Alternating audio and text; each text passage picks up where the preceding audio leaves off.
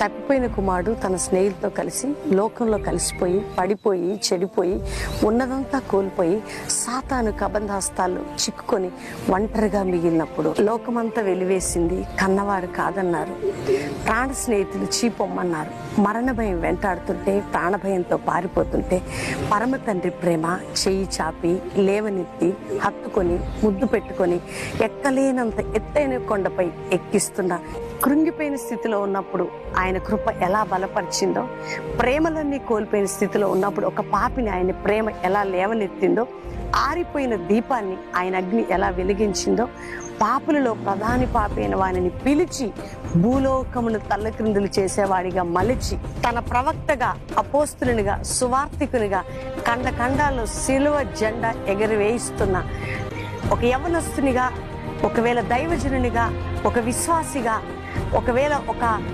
దేవునిలో ఇప్పుడిప్పుడు ఎదుగుతున్న బిడ్డగా ఈ యొక్క ప్రోగ్రాంను చూస్తున్నావేమో, సాక్ష్యాలు వింటున్నావేమో.